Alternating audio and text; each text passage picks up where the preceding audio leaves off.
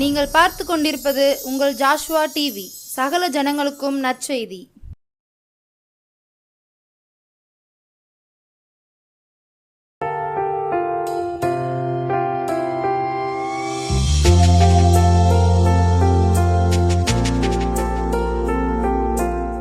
கர்த்தரும் உலக ரட்சகருமாகிய கிறிஸ்து இயேசுவின் நாமத்தினாலே ஜோசுவா டிவி நேயர்களை மறுபடியும் சந்திப்பதிலே ரொம்பவே மகிழ்ச்சி. நாம் இன்றைக்கு சற்று நேரம் தியானத்திற்கென்று எடுத்துக்கொண்ட வேத பகுதி யோவான் சுவிசேஷத்தில் 16வது அதிகாரத்தில் 20வது வசனத்தில் இப்படியாக எழுதப்பட்டிருக்கிறது. பாருங்க, இதுதான் நமது தியானமுங்க. மெய்யாகவே நான் உங்களுக்கு சொல்லுகின்றேன், நீங்கள் அழுது புலம்புவீர்கள், உலகமோ சந்தோஷப்படும். நான் மறுபடியும் உங்களை காண்பேன், அப்பொழுது உங்கள் துக்கம் சந்தோஷமாய் மாறும். அப்படியே நாம தலை தாழ்த்தி ஜெபிக்கலாமா? யோவான் சுவிசேஷத்தில் 16வது அதிகாரத்தில் இயேசு இப்படியாக 20வது வசனத்தில் இப்படியாக சொல்லியிருக்கிறார். மெய்யாகவே நான் உங்களுக்கு சொல்லுகிறேன், நீங்கள் அழுது புலம்புவீர்கள், உலகமோ சந்தோஷப்படும். நீங்கள் துக்கப்படுவீர்கள், ஆனாலும் உங்கள் துக்கம் சந்தோஷமாய் மாறும். நிரந்தரமான குடியிருப்பை நோக்கி ஓடுகின்றேனே ஓட்டம், ஓடுகின்றேனே ஓட்டம். எப்படி சொல்லுவீங்களா? நிரந்தரமான நித்தியமான அந்த வீட்டுக்கு போகும்படியாக, அழியாத அந்த வாழ்வுக்கு போகும்படியாக நீங்க ஆயத்தப்படுவீர்களா?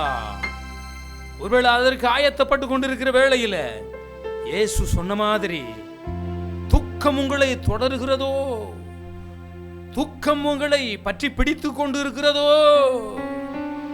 உங்க துக்கத்தை மாற்ற, உங்களுக்கு சந்தோஷத்தை கொடுக்க இயேசு இந்த வேளையில உங்களோடு பேசிக் கொண்டிருக்கிறார்.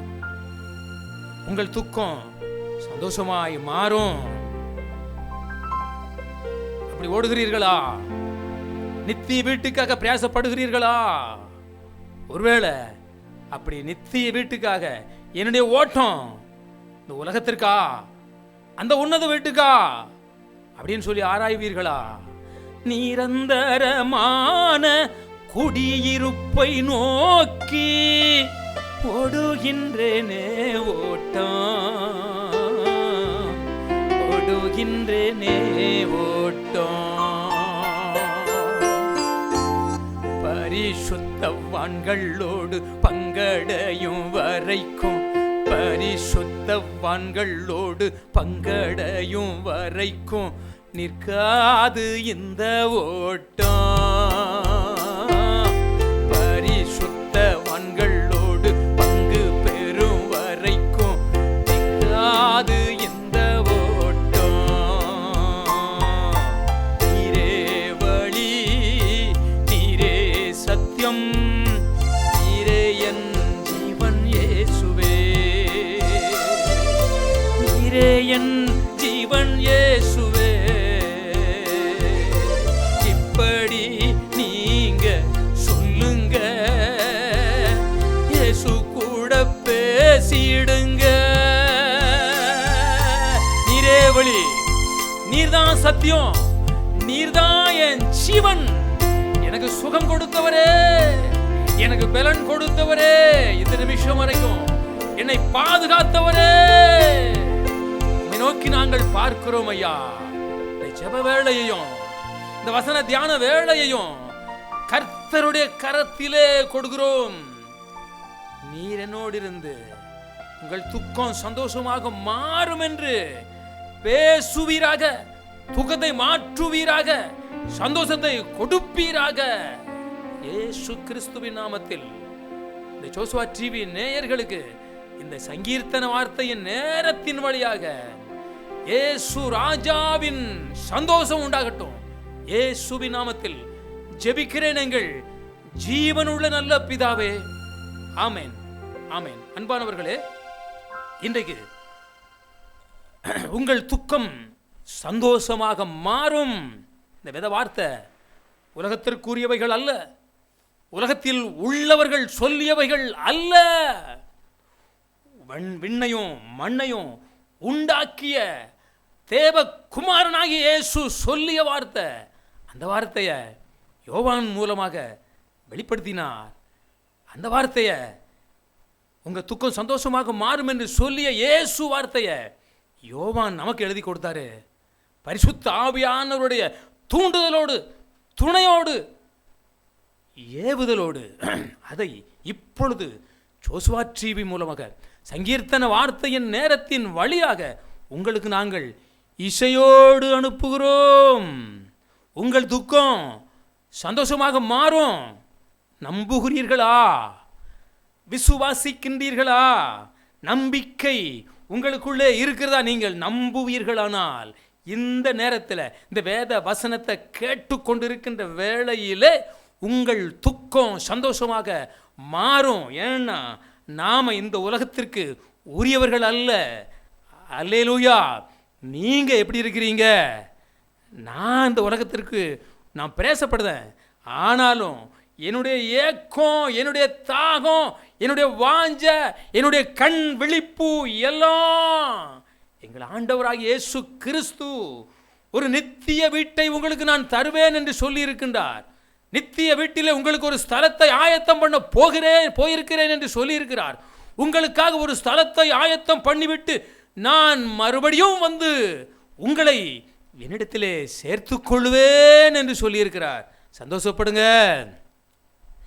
நம்மை இந்த உலகத்திற்கு உரியவர்களாக ஆண்டவர் இயேசு பார்க்காமல் அந்த உன்னதத்திற்கு உரியவர்கள் என்று சொல்லித்தான் உங்கள் துக்கம் சந்தோஷமாக மாறும். நீங்கள் துக்கப்படுவீங்க, ஆனாலும் உங்கள் துக்கம் சந்தோஷமாக மாறும் என்று ஆண்டவராக இயேசு கிறிஸ்து சொல்லியிருக்கின்றார்.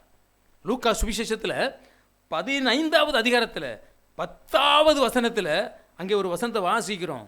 இப்படியே இவ்விதமாக மனம் திரும்புகின்ற ஒரே பாவியின் நிமித்தம் பரலோகத்தில் மிகுதியான சந்தோஷம் உண்டு என்று நம்ம அங்கே வாசிக்கிறோம். பிரியமானவர்களே, மனம் திரும்புவதற்கு முன்பாக துக்கம், துயரம், தோல்வி, ஏமாற்றம், தடுமாற்றம். மனம் திரும்பின பிறகு துக்கம் மாறும், சந்தோஷம் உண்டாகும். இன்றைக்கு கூட ஒரு சம்பவத்தை கூட நம்ம வாசிக்கலாம். நம்முடைய ஆண்டவராக இயேசு கிறிஸ்து உயிர்த்தெழுந்த ஒரு சம்பவத்தை 2 சீடர்கள் வினாவி கொண்டு போகிற போது அங்கே நடந்த காரியத்தை குறித்து நாம் கொஞ்ச நேரம் தியானிக்கலாம். லூக்கா சுவிசேஷத்தில் 24வது அதிகாரத்தில் நான் இந்த 17வது வசனத்தை கூட நான் வாசிக்கிறேன். அப்பொழுது அவர் அவர்களை நோக்கி, நீங்கள் துக்கம் உள்ளவர்களாய் வழி நடந்து ஒருவருக்கொருவர் சொல்லிக் கொள்ளுகிற காரியங்கள் என்ன என்று கேட்டார். இங்கே பாருங்க, 2 சீடர்கள் எம்மா ஊருக்கு போகிறாங்க. அந்த நேரத்தில் ஆண்டவராக இயேசு கிறிஸ்து, உயிர்த்தெழுந்த இயேசு கிறிஸ்து, உலகத்தை ஜெயித்த இயேசு கிறிஸ்து இந்த 2 சீடர்களோடு ஒரு நண்பனை போல, ஒரு வழிப்போக்கரை போல, அறிமுகம் இல்லாத ஒருவரை போல இவர்களோடு சேர்ந்து பேசிக்கொண்டு போகின்றார். ஆனாலும் அவர்கள் இயேசு என்று அறியாதிருந்தார்கள் என்று இங்கே வேதத்திலே வாசிக்கிறோம். ஆனாலும் இங்கே பாருங்க, அப்பொழுது அவர் அவர்களை நோக்கி, நீங்கள் துக்கமுள்ளவர்களாய் வழி நடந்து ஒருவருக்கு ஒருவர் சொல்லிக் கொள்ளுகிற காரியங்கள் என்ன என்று கேட்டார். பாருங்க, 2 சீடங்க துக்கமா பேசிக்கிட்டே போறாங்க. இயேசு கிறிஸ்து கூட எப்படி வாழும்போது, அவர் நம்மோடு கூட இருக்கும்போது எப்படி இருந்துச்சு, எவ்வளவு நிறைவு இருந்துச்சு, குறையே இல்லையே, சாப்பாட்டுக்கு கவலையே இல்லையே, வேலைக்கு கவலையே இல்லையே. இயேசு கிறிஸ்து கூட சுவிசேஷ வேலையை சந்தோஷமாக செய்துக்கிட்டு இருந்தோமே, அவரை இப்படி வாரினால் அடித்தார்களே, காயப்படுத்தினார்களே, அவரை இப்படி கொலை செய்தார்களே அப்படின்னு சொல்லி துக்கமுகமாக அவங்க போய்கிட்டு இருந்தாங்க. மறுபடி அதற்கு அடுத்த காரியங்களில் இயேசு கிறிஸ்து அவர்களோடு பேசுகிறார். நியாயப்பிரமாணத்திலும் மோசே தீர்க்கதரிசன ஆகமத்திலும் தீர்க்கதரிசிகள் எல்லாருடைய வாயிலிருந்து புறப்பட்ட வார்த்தைகளில் எல்லாம் இயேசு இப்படியாக காயப்படுவார், அடிக்கப்படுவார், அவரை கொலை செய்வார்கள், ஆனாலும் 3வது நாள் உயிரோடு எழுந்திருப்பார் என்று வேதத்தில் உள்ள வார்த்தைகளை நீங்கள் விசுவாசிக்கவில்லையா அப்படின்னு சொல்லி இயேசு சொல்லுகிறார். அப்படி பேசிக்கிட்டே போகும்போது அந்த கிராமத்திற்கு போகக்கூடிய ஒரு அந்த நேரம் வந்துருச்சு. வந்த உடனே பாருங்க, 29வது வசனத்தில் அவர்கள் அவரை நோக்கி, நீர் எங்களுடனே தங்கியிரும், சாயங்காலம் ஆயிற்று, பொழுதும் போயிற்று என்று அவரை வருந்தி கேட்டுக்கொண்டார்கள். அப்பொழுது அவர் அவர்களுடனே தங்கும்படி உள்ளே போனார். அல்லேலூயா. பாருங்க, இங்கே ஒரு வழிபோக்கரை போல அந்நியரை போல இங்கே உயிர்த்தெழுந்த இயேசு, உலகத்தை ஜெயித்தெழுந்த இயேசு இந்த 2 சீடர்களோடு வருகிறார் பிரயாணப்பட்டு.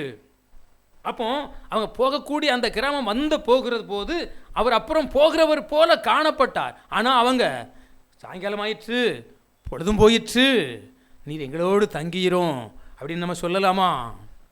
உயிர்த்தெழுந்த இயேசுவை பாடலாமா? உன்னதமான தேவகுமாரன் இயேசு, உலகத்தை நரகத்தை ஜெயித்தீரே என்று நான் ஒரு பாடலை பாடுகிறேன். அப்பொழுது உங்களுக்குள்ளே ஒரு மகிழ்ச்சி, ஒரு துள்ளுதல், ஒரு கம்பீரம் உண்டாகும். உன்னதமான தேவகுமாரன் இயேசுவே, உலகை ஜெயித்து நரகை ஜெயித்து உயிர்த்தெழுந்தீரே. உன்னதமான தேவகுமாரன் இயேசுவே, உலகை ஜெயித்து நரகை ஜெயித்து உயிர்த்தெழுந்தீரே. என் கூட சேர்ந்து நீங்க பாடலாமா? உங்களுக்குள்ளே சந்தோஷம் உண்டாகிடுமே. உன்னதமான தேவகுமாரன் இயேசுவே, உலகை ஜெயித்து நரகை ஜெயித்து உயிர்த்தெழுந்தீரே. துக்கத்தை மாற்றிட சந்தோஷத்தை கொடுக்க, துக்கத்தை மாற்றிட சந்தோஷத்தை கொடுக்க, அந்தகார இருளை இல்லாமல் அழிக்க உயிர்த்தெழுந்தாரே இயேசு. உலகத்தையே ஜெயித்தெழுந்தார் இயேசு. உன்னதமான தேவகுமாரன் இயேசுவே, உலகை ஜெயித்து நரகை ஜெயித்து உயிர்த்தெழுந்தீரே. எம்மாவூருக்கு போகிற அந்த அன்பு சீடர்களோடு பாருங்க, அந்நியர் போல காட்சி அளித்தவரே, வேத வசன ரகசியங்களை விவரமாக எடுத்துரைத்து அப்பம் பிட்டு கண்களை திறந்து வைத்தார் என்று நம்ம வேதத்தில் வாசிக்கிறோம்.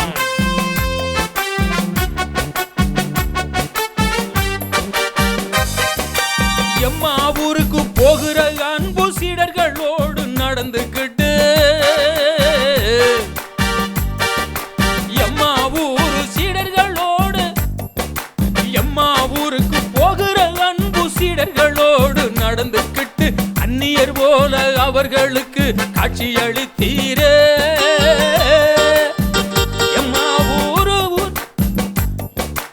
எம்மாவூருக்கு போகிற அன்பு சீடர்களோடு நடந்துக்கிட்டு அந்நியர் போல அவர்களுக்கு காட்சி அளித்தீரே. வேத வசன ரகசியங்களை விவரமாக எடுத்துரைத்து, வேத வசன ரகசியங்களை விவரமாக எடுத்துரைத்து அப்பம் பிட்டு கண்களையே திறந்து வைத்தீரே. அப்பம் பிட்டு கண்களையே திறந்து வைத்தீரே. துக்கத்தை மாற்றிட சந்தோஷத்தை கொடுக்க, துக்கத்தை மாற்றிட சந்தோஷத்தை கொடுக்க அந்தகார இருளை இல்லாமல் அகற்ற உயிர்த்தெழுந்தீரே. அனதமான தேவகுமாரன் இயேசுவே, உலகை ஜெயித்து நரகை ஜெயித்து உயிர்த்தெழுந்தீரே. அல்லேலூயா. நம்முடைய ஆண்டவராய் இயேசு கிறிஸ்து உயிர்த்தெழுந்தார். அவருடைய கல்லறை சாட்சி. கர்த்தரை வைத்த இடத்தை வந்து பாருங்கள், அவர் இங்கு இல்லை, அவர் உயிர்த்தெழுந்தார் என்று அந்த கல்லறை சாட்சி கொடுக்கிறது. அன்பானவர்களே, அதைத்தான் இன்றைக்கு நாங்கள் உங்களுக்கு அறிவித்துக் கொண்டிருக்கின்றோம். மரித்து உயிர்த்து எழுந்த இயேசுவை, இன்றைக்கும் ஜீவித்துக் கொண்டு இருக்கின்ற இயேசுவை அறிவித்துக் கொண்டிருக்கின்றோம். பிரியமானவர்களே, இந்த 24வது லூக்கா சுவிசேஷத்தில் மறுபடியுமாக வாசிக்கிற போது 36வது வசனத்தில் இவைகளை குறித்து அவர்கள் பேசிக் கொண்டிருக்கையில் இயேசு தாமே அவர்கள் நடுவே நின்று உங்களுக்கு சமாதானம் என்று சொன்னார். அன்பானவர்களே, மரித்த இயேசுவை பேசிக்கொண்டு போனார்கள், அவருடைய வல்லமையை பற்றி பேசிக்கொண்டு போனார்கள். இங்கே இவைகளை குறித்து அவர்கள் பேசிக் கொண்டிருக்கையில் இயேசு தாமே அவர்கள் நடுவிலே நின்று உங்களுக்கு சமாதானம் என்று சொன்னார். உயிரோடு எழுந்த இயேசு, உலகத்தை ஜெயித்தெழுந்த இயேசு, உலகத்தின் பாவத்தை சுமந்து தீர்க்கிற தேவ ஆட்டுக்குட்டியாகிய இயேசு உயிர்த்தெழுந்தவராக இந்த அன்பு சீடர்களுக்கு காட்சி அளித்தார். பாருங்க, அவர்கள் இவைகளை குறித்து, நீங்க எவைகளை குறித்து பேசுகிறீங்க? உங்க துக்கம் சந்தோஷமாக மாறணும்னா, உங்களுடைய எல்லா துயரமும் தீரணும்னா, பிரியமானவர்களே, இயேசுவை குறித்து பேசுகிறீர்களா? இங்க அப்படித்தான் எழுதப்பட்டு இருக்கிறது. இவைகளை குறித்து நீங்க எவைகளை குறித்து பேசிக்கொண்டு இருக்கிறீங்க? எவைகளிலே உங்கள் நேரத்தை செலவிட்டு கொண்டு இருக்கின்றீங்க? வேத வசனத்திலா, இல்லை உலகத்தில் உள்ள இந்த கட்டு கதைகளிலா, இல்லை உங்களுக்கு கண்களுக்கு பிரியமான சில பாவ சாபங்களை, தோஷங்களை, வியாதிகளை உண்டாக்குகின்ற இந்த டிவி மூலமாக, இன்னும் செல் மூலமாக, யூடியூப் மூலமாக இவைகளை குறித்து பேசிக்கொண்டு இருக்கின்றீர்களா? இங்கு அன்பு சீடர்கள் இவைகளை குறித்து அவர்கள் பேசிக்கொண்டிருக்கையில் இயேசு தாமே அவர்கள் நடுவே நின்று உங்களுக்கு சமாதானம் என்று சொன்னார். அதே போல இந்த வேளையில் ஜோசுவா டிவி நேயர்களே, நீங்களும் நானும் இந்த வேத வசனத்தை, இயேசு கிறிஸ்துவை பற்றி, அவருடைய உயிர்த்தெழுதலை பற்றி, அவருடைய உன்னதமான செயலை பற்றி பேசிக்கொண்டிருக்கின்ற வேளையிலே, இந்த வேளையிலே நம்மோடு கூட அவர் இடைப்பட்டு கொண்டிருக்கின்றார். இயேசு தாமே அவர்கள் நடுவிலே நின்று உங்களுக்கு சமாதானம் என்றார். இயேசு தாமே அவர்கள் நடுவிலே நின்று உங்களுக்கு சமாதானம் என்றார். உயிரோடு எழுந்தே நான் என்றார். உயிர்த்தெழுந்த இயேசுவை தரிசிக்கும்படியாக நீங்க பிரியப்படுகிறீர்களா? நீங்க வாஞ்சிக்கின்றீர்களா? பிரியப்படுகின்றீர்களா? வாஞ்சிக்கின்றீர்களா? ஆசைப்படுகிறீர்களா? ஆவலா இருக்கிறீர்களா? சொல்லுங்க, நீங்களும் சொல்லுங்க. இயேசுவே, நீர் எழுதி கொடுத்த வேத வசனத்தை, நீர் எங்களுக்கு உபதேசித்த வேத வசனத்தை, நீர் எங்களுக்கு நடத்தி காட்டின அந்த ரட்சிப்பை குறித்து, மன்னிப்பை குறித்து, அந்த அழியாத வாழ்வை குறித்து நாங்க பேசுகிறோம். எங்களோடு நீர் தங்குகிறோம், எங்களுக்கு நீர் காட்சி அளியும், நாங்கள் தரிசிக்கும்படியாக நீர் எங்களிடத்துல வாரும் என்று சொல்லலாமா? உங்க துக்கம் சந்தோஷமாக மாறும். அன்பானவர்களே, அதற்கு நீங்க என்ன செய்யணும்? வேதத்தை வாசிக்கணும், காலமே எழுந்து செபிக்கணும். ஜீவனை பார்க்கிலும் தேவனே உமது கிருபை நல்லதையா அப்படின்னு நீங்க சொல்லணும். கிருபை கிருபை கிருபை ஐயா, தேவரீருடைய கிருபை ஐயா, காலை தோறும் அது புதிதையா, கர்த்தாவே நீர் எனக்கு தருகிறீரையா, கிருபை கிருபை கிருபையே, தேவரீருடைய கிருபையே, காலை தோறும் அது புதியதே, கர்த்தாவே எனக்கு தருகின்றீரே, நீர் தருகிற புது கிருபைக்காகவே உமதடிமை நான் ஆசையாகவே ஆசையாகத்தானையா அதிகாலை வந்தேனையா. இப்படி நீங்க சொல்லுவீர்களா? இப்படி நீங்க சொல்லுவீர்களானா பாருங்க, இவைகளை குறித்து அவர்கள் பேசிக் கொண்டிருக்கிற போது இயேசு தாமே அவர்கள் நடுவே நின்று உங்களுக்கு சமாதானம் என்று சொன்னார். ஆதியாகமத்தில் 18வது அதிகாரத்தில் ஒரு முதல் வசனத்திலிருந்து நீங்க வாசித்து பார்க்கின்ற போது, மம்ரே என்ற இடத்துல மத்தியால வெயில் நேரத்தில் ஆபிரகாமும் அவருடைய மனைவி சாராளும் ஏறட்டு பார்த்து கொண்டிருக்கின்றாங்க. மத்தியால வேளை மம்ரே என்ற சம வெளி, இந்த வெளியில கண்களை ஏறெடுத்து பார்க்கிற போது 3 புருஷர்களை பார்த்தாங்க. ஆபிரகாம் பார்த்த உடனே ஓட்டமா ஓடி, ஆண்டவன்மாரே நீங்க எங்க இடத்திற்கு வந்தது நல்லது, தயவு செய்து என்னங்களை விட்டு நீங்க போகாதீங்க. காரணம் அவங்க ஒரு வாஞ்சையோடு இருக்கின்றாங்க, வாக்கு பண்ணினது இன்னும் வரவில்லையே என்று துக்கத்தோடு இருக்கின்றாங்க. அந்த துக்கத்தை மாற்றும்படியாக, சந்தோஷத்தை கொடுக்கும்படியாக அன்று ஒரு நாளிலே ஆபிரகாமை பார்க்க ஆண்டவர் வந்தார். பிதாவாகிய தேவன், குமாரனாகிய இயேசு, பரிசுத்த ஆவியாகிய தேவன், திரித்துவ தேவன், 3 புருஷர்கள் அங்கே வந்தார்கள் என்று பார்க்கிறோம்.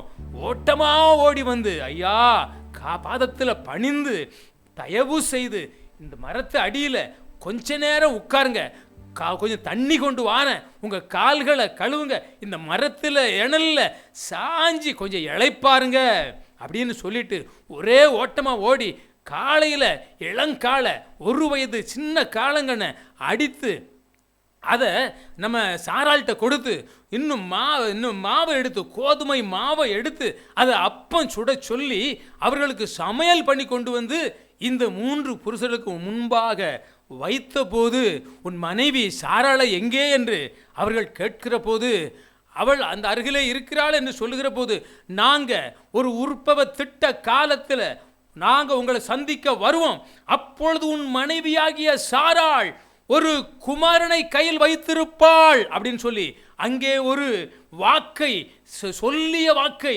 கொடுத்த வாக்கை உறுதிப்படுத்தும்படியாக, நடத்தி காட்டும்படியாக அன்றைக்கு மம்ரே என்ற சமவெளியில் மத்தியால வெயில் நேரத்தில் அவர்களுக்கு இருந்த துக்கத்தை மாற்ற, சந்தோஷத்தை கொடுக்க பிதாவாகிய தேவன் அன்றைக்கு வந்தார்.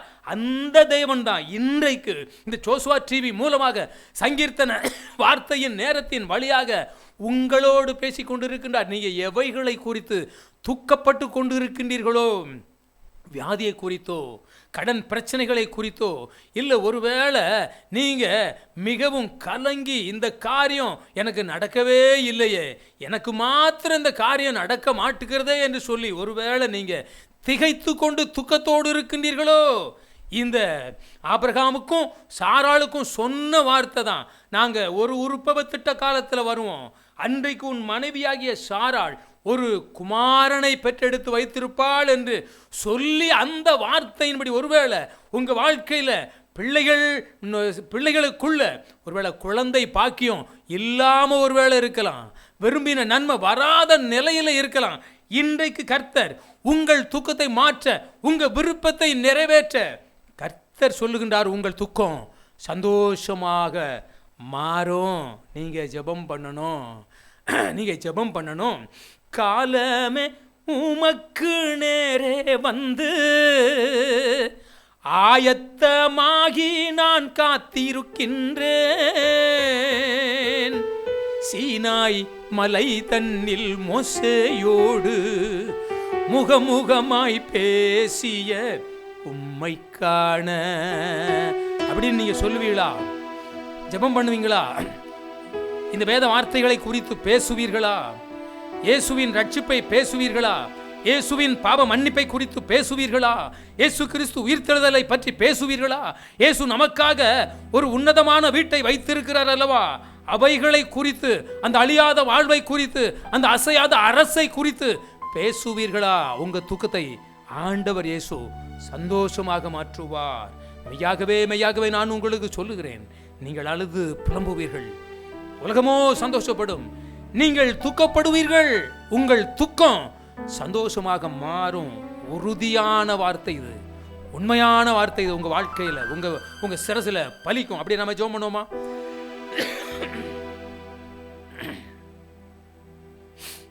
எங்களை காண்கின்றவரே, எங்களை காக்கின்றவரே, கொஞ்ச நேரம் நீர் எழுதி கொடுத்த வேத வார்த்தைகள், நீர் பேசிய வேத வார்த்தைகளை ஜோசுவா டிவி மூலமாக, சங்கீர்த்தன வார்த்தையின் நேரத்தின் வழியாக நாங்க பேசி தியானித்திருக்கிறோம். உங்கள் துக்கம் சந்தோஷமாக மாறும் என்று சொல்லி இருக்கிறோம். தகப்பனே, பிள்ளைகள் எவைகளிலே துக்கப்பட்டு கொண்டிருக்கின்றார்களோ அந்த துக்கத்தை நீர் மாற்றி சந்தோஷத்தை கொடுப்பீராக, குறைகளை மாற்றி நிறைவை கொடுப்பீராக. இயேசு கிறிஸ்துவின் நாமத்தில் ஜெபிக்கிறேன் எங்கள் ஜீவனுள்ள நல்ல பிதாவே, ஆமென்.